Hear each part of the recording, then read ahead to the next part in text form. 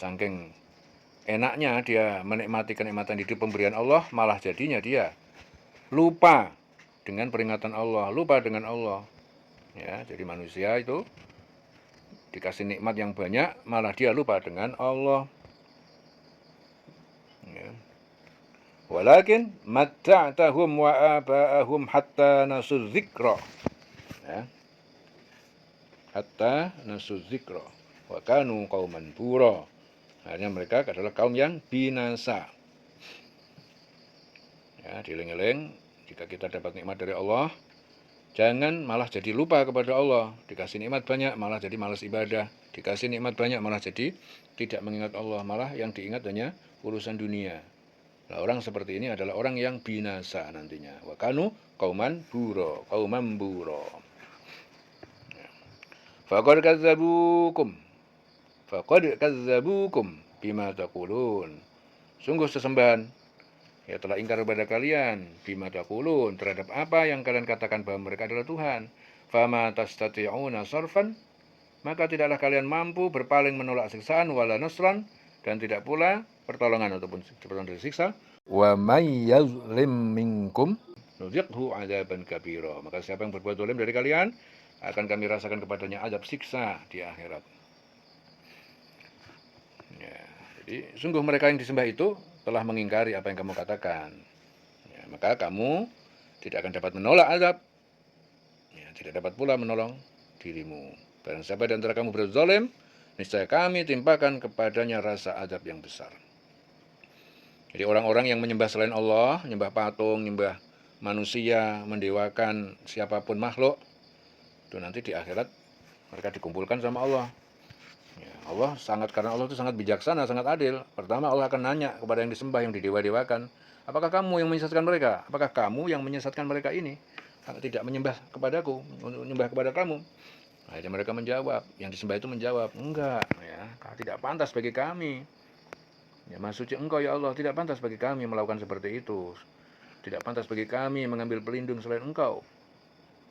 Ya, tetapi engkau telah memberi mereka dan nenek moyang mereka suatu kenikmatan yang banyak, kenikmatan hidup, sehingga mereka lupa dengan engkau ya Allah. Maka mereka itu kami binasa. Jadi yang disembah itu mengingkari apa yang dikatakan. Maka tidak akan dapat menolak azab. Ya, setelah betul-betul dia ternyata yang disembah itu mengingkari, ya dia tidak bilang, dia tidak nyuruh mereka menyembah karena perbuatan mereka sendiri. Akhirnya Allah menurunkan hukumannya. Ya, jadi sekarang kamu nggak bisa menolak ya. Kamu tidak akan dapat menolak. Sekarang sudah jelas bahwa ternyata kamu itu menyembah mereka karena kamu sendiri, bukan atas ajakan mereka. Jadi orang nyembah Nabi Isa bukan karena Nabi Isa nyuruh dia nyembah, dia sendiri yang membuat seperti itu. Orang nyembah patung, bukan patung yang nyuruh mereka nyembah, kamu sembah aku, enggak.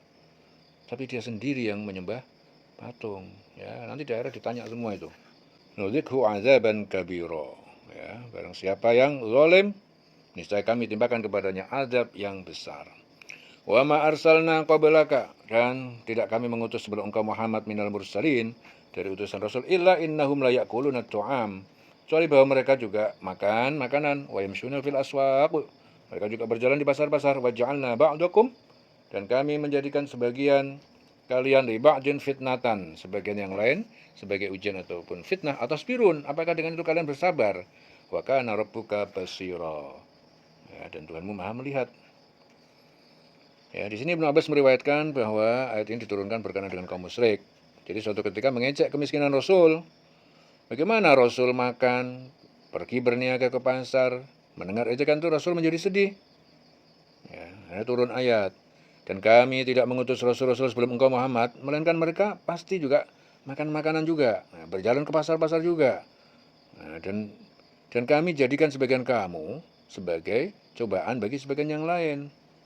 Ya, maukah kamu bersabar dan Tuhanmu melihat. Ya. Jadi Allah Ta'ala itu menjadikan Rasul itu juga orang yang biasa. Bukan orang yang tidak makan, dia makan juga seperti manusia yang lain. Dia juga beraktivitas juga seperti yang lain, pergi ke pasar dan lain-lain. Ya, akhirnya diejek sama orang-orang. Orang-orang itu ngejek, orang musyrik itu ngejek Rasul. Oh, Rasul kok begitu, ke pasar, makan juga. Jadi yang dipikirkan orang musyrik itu, kalau Rasul itu ya seperti orang yang didewa-dewakan. Jadi nggak usah ke pasar, nggak usah makan, orang yang sakti. Dia punya gambaran-gambaran bahwa Rasul itu nggak pantas. Ya, tapi Allah justru menjelaskan bahwa Rasul Muhammad itu ya biasa-biasa aja. Rasul-rasul terdahulu juga biasa-biasa saja. Jadi kami mengutus Rasul sebelum ke Muhammad. Mereka juga sama seperti orang-orang biasa. Pergi ke pasar, makan makanan juga. Ya, cuma dia mendapatkan tugas dari Allah untuk menyampaikan kepada umat-umat itu. Tugas untuk mengajak mereka kepada Allah. Itu tugas Rasul.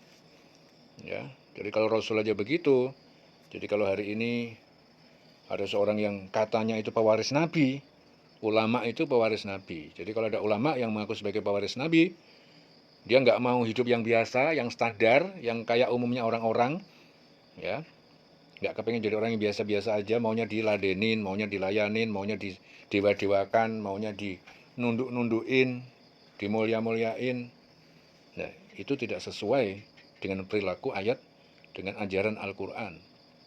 Ya, jangankan cuma sekedar kiai ataupun ustadz, ya, ataupun ulama, nabi saja, rasul saja, utusan Allah yang langsung saja, itu juga Allah men-setting polanya itu adalah seperti orang yang lain, seperti biasa, ya makan, ya minum, ya ke pasar, ya aktivitas yang standar.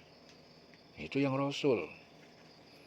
Jadi ini Abah berpesan pada kalian, jika kalian suatu saat nanti menjadi kiai, menjadi ulama, menjadi orang yang alim, jadilah orang yang biasa saja. Nggak usah kemaki, nggak usah gaya, ya. Jelas ya? Biasa saja, ya dandan-dandan, ya bersih-bersih, ya makan, ya. Nggak usah mentang-mentang aku ini kiai, jadi harus pakai jubah terus, harus pakai sarungan terus, harus bawa tasbih terus ke sana kemari, ya. Terus kemudian tidak mau bersih-bersih.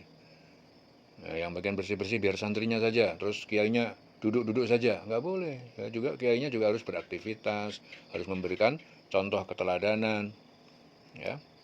Karena Allah men-setting utusannya saja juga seperti itu. Jadi ini merupakan suatu gambaran dan pelajaran bahwa ulama, kiai yang mengaku sebagai pewaris para nabi, dia juga harus mewarisi sikap-sikap, sifat-sifat para rasul-rasul terdahulu. Yaitu jadi manusia yang biasa-biasa saja.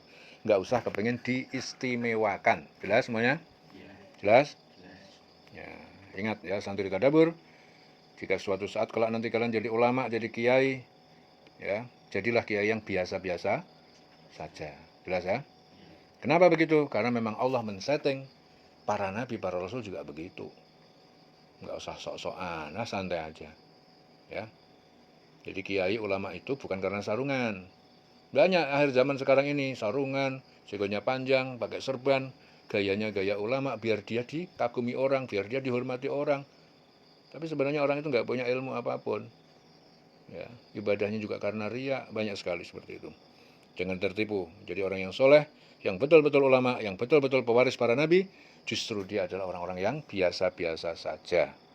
Tapi dia tetap punya komitmen untuk selalu mengajak orang, mengajak manusia kepada Allah. Ya, selalu mengajak kepada Allah. Seharusnya seperti itu. Ya. Wa ma arsalna qablaka minal mursalin illa annahum la ya'kuluna at-ta'am wa yamshuna fil aswaq wa ja'alna ba'dakum li ba'din fitnatan atasbirun wa kana rabbuka basira. Ya. Dan kami tidak mengutus Rasul sebelummu Muhammad, melainkan mereka pasti memakan makanan, berjalan ke pasar-pasar, dan kami jadikan sebagian kamu sebagai cobaan bagi sebagian yang lain. Ya. Jadi Nabi Muhammad dulu juga dihina-hina, diketawain, diejek. Ya, atas birun. Jadi kalau kalian jadi kiai, orang nggak nganggap kiai nggak apa-apa, santai aja. Ya, jadi nggak usah diejek-ejek. Oh kiai kok ke pasar, kiai kok beli alat-alat ke tukang rosok umpamanya. Ya disitulah tempatnya kalian berdakwah. Kalian ketemu orang miskin, ya kalian disitu berdakwah tentang kesabaran, ketaatan. Kalian ketemu orang kaya, disitulah kalian berdakwah tentang sedekah, tentang ketaatan. Anda kaya, banyak-banyaklah sedekah. Ya, tentang ketaatan juga.